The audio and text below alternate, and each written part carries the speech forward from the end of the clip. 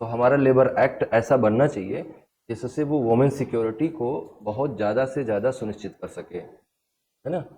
और ख़ास तौर से जो क्राइम है जो वुमेन के अगेंस्ट, उसमें जो क्राइम का एक नेचर है जो सेक्सुअल नेचर के क्राइम है, उनसे तो बाकी तो क्राइम से कहाँ रोक पाओगे, असल मनुष्य का दिमाग ही क्रिमिनल है ना। तो आप क्राइम से तो नहीं रोक पाओगे, लेकिन जो इस तरह के क्राइम्स हैं उनको तो रोकना बहुत ज़रूरी है। तो रोक तो सकते नहीं है, लेकिन अगर हम थोड़ा उनके प्रति कड़े कानून बनाएंगे, उनके प्रति, तब से इंडिया में, जैसे आपको क्या लगता है कि इतने सारे कानूनों के बावजूद वुमेन्स के अगेंस्ट एक स्पेसिफिक टाइप के क्राइम में कोई कमी नहीं आती है, मतलब जो महिलाओं के विरुद्ध होने वाले यौन अत्याचार हैं उनमें कोई कमी नहीं आती है, या आती हुई नहीं दिख रही है।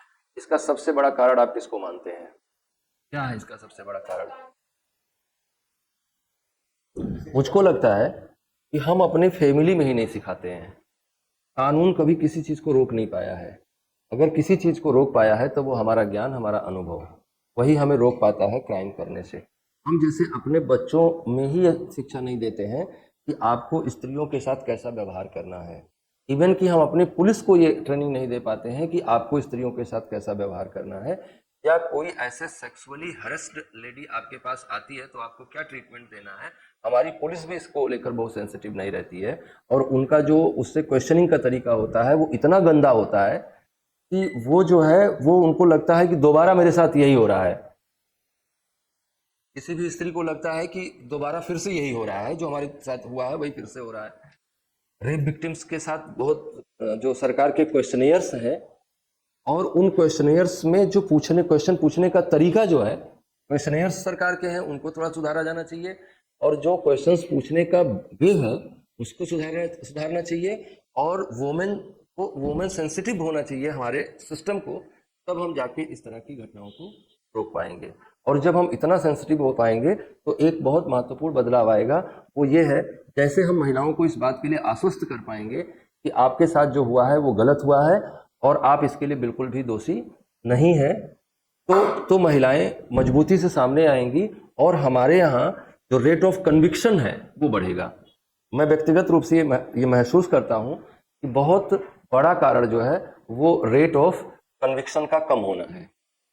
जैसे महिलाओं के खिलाफ जो अत्याचार होते हैं वो कहाँ निर्णय तक पहुंच पाते हैं, वो कन्विक्शन कहाँ, कन्विक्टेड कहाँ हो पाते हैं, उससे पहले ही वो खत्म हो जाते हैं, जाती ही नहीं है। तो अगर हम कुछ ना करें, कोई कानून वानून की जरूरत नहीं है, जो कानून है बहुत सही है, हमें क्या करना है, रेट ऑफ कन्विक्शन बढ़ाना है।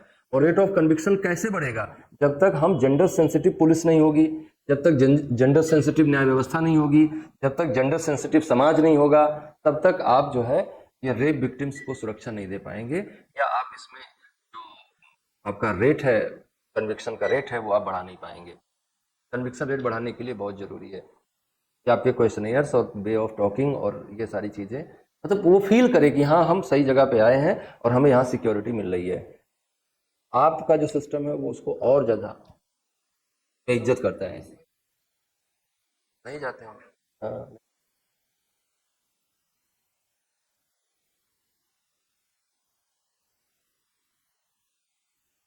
मैं वही कह रहा हूँ कि उस वो दरअसल रेप एक ऐसा मतलब कृत्य है जिसमें जिसमें नहीं, शारीरिक क्षति तो हुई ही है।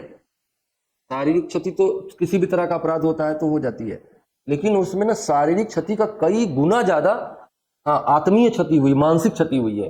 और जब तक आप उस मानसिक क्षति में, उसके मानसिक क्षति को कम करने का सिर्फ एक तरीका है कि आप उसको गले लगाएं, आप उससे प्यार से बात करें, आप उससे सौहार्द से बात करें, और वो इतना मानसिक क्षति सहकर जब वो वहां पहुंचती है तो उससे ऐसे उठपटांग सवाल और इस तरह का व्यवहार होता है कि उसको लगता है कि ये मैं तो, हाँ, दोबारा भी मेरे साथ वही होता है, तो इसलिए वो जो है, हाँ, फिर वो आगे परस्यू नहीं करना चाहती है मामले को। जैसे घरों से जो आप बोल रहे हो ना कि 70% केसेस घर से बाहर नहीं जाते, मेन रीजन उसका यही है। घर सोचता है कि अभी तो हम ही 3-4 लोग जान रहे हैं इस इज्जत बेइज्जती की सिचुएशन को, लेकिन अभी जैसे तुम प्रोसेस में आओगी तो सब मजे लेने लगेगा, सब जानने लगेगा, क्योंकि समाज तुम्हारे पर सेंसिटिव नहीं है। वो इसको मजे की तरह से सुनेगा, इसको एंटरटेनमेंट का सोर्स बना लेगा, आते आते जाते कमेंट्स करेगा, इसलिए हम नहीं कर पाते। अच्छा, ये बनेगा कैसे? हम अपने बच्चों को जेंडर सेंसिटिव हम बेटी को जेंडर सेंसिटिव बनाते हैं, बेटे को तो बेटा तो है ही, कुछ भी करे उसके लिए, तो हम अपने घर में ही गड़बड़ कर रहे हैं, क्योंकि यही बेटा बाद में बड़ा होगा ना। अगर उसको हम बचपन से जेंडर सेंसिटिव बनाएं तो बड़ा होकर भी उस सेंसिटिविटी को फॉलो करेगा। हमको हमारा व्यक्तिगत रूप से ऐसा मानना है कि